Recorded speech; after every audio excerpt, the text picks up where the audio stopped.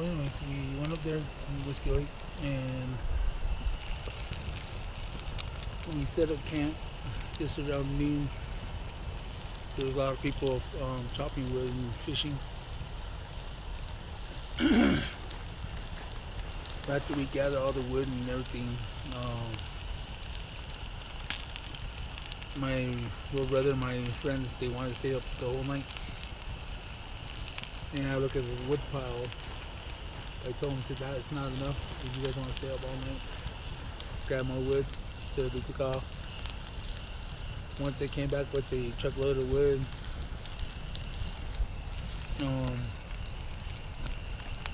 I told them that I was going to go get some sleep because I didn't get sleep before. That following night, they stayed up with us the whole night. So when I was about to lay down in the tent, one of my friends is like, "Hey, you're gonna do wood knot." I said, "Go ahead, I'll just help out." It's way too early. This is around 5 o'clock. So once I lay down, he did the wood knot. Probably like a minute later, it got a response from the south, and another one replied back on the northwest side. And I said, "Oh crap, here they come." So I got back up. So we got the fire going. Later that night, it keep hearing the howls coming up, but it's getting closer from the southwest, from the north, or actually from the south, from the northwest and the east. The howls sound closer and closer. Probably around like 12 o'clock, not 12 o'clock, 10 o'clock, seeing like probably some wild horses, a group of wild horses across the lake. And there was a moon out, so we could see it. And we were just cooking broths and whatever we had. And we heard the howl again. The horses were, they stayed still in that one spot. But around 11:30 to 12, heard like something cross the lake. Maybe a horse. The bones crushing, and that sound like it was in lots of pain. My friends and my little brother all looked at me, and I just told them, let's get the guns ready. Then I think it was 30 minutes later, the rocks started coming in. And so we're just trying to figure out which way it's coming in from. And next thing you know, here comes a big old rock across one of my friend's face, hit the tree right next to him. And once that happened, I told everybody, "Nah, forget it. Just go back up, put everything back in the trucks. Don't bother to break down the tents. We'll break it down down at the valley at our store." They said okay. So they tossed the tents in there, put whatever heavy on top of it so it won't fly out. I got into my friend's truck. It was the big old size Dodge. He was scared, and he took off towards the road real quick, the dirt road. I told him, "Hold up, let's wait for the other truck." Meantime, my little brother and my other friend got into the truck and they were pulling out. They seen 3 figures at the tree line. One figure started walking towards where we were at. That's when I noticed that I didn't have my wallet, so I thought I dropped it at the campsite.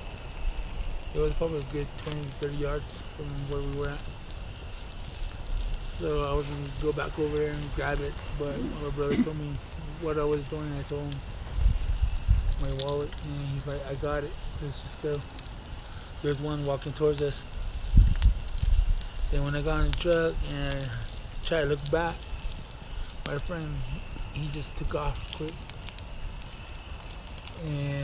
keep on telling him slow down. I'm just gonna let the other truck catch up.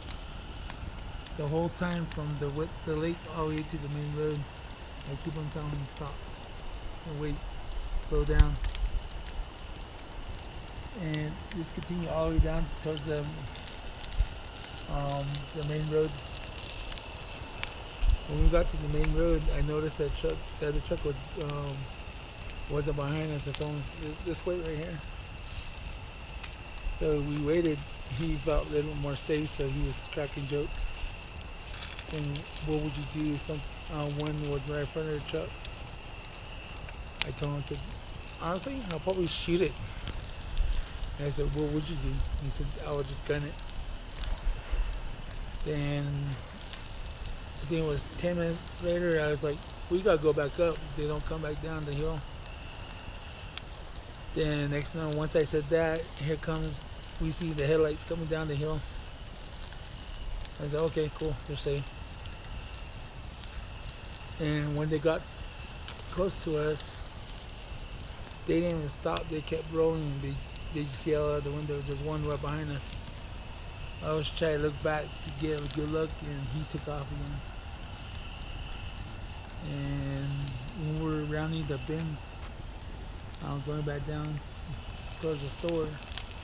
I happened to look up on the side of the hill, seeing something big, black walking down on the road.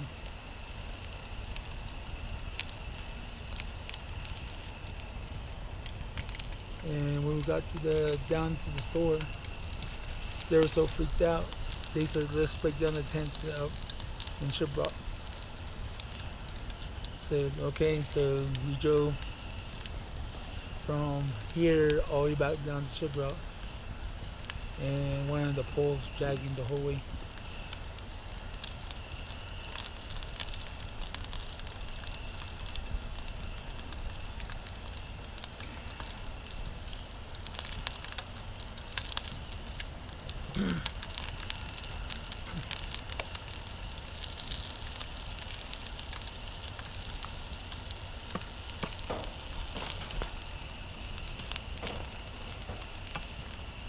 So did it follow you guys out? Just up to the side of the hill on this one. Mm-hmm. From there on, I don't know, because we were going pretty quick. Mm. So.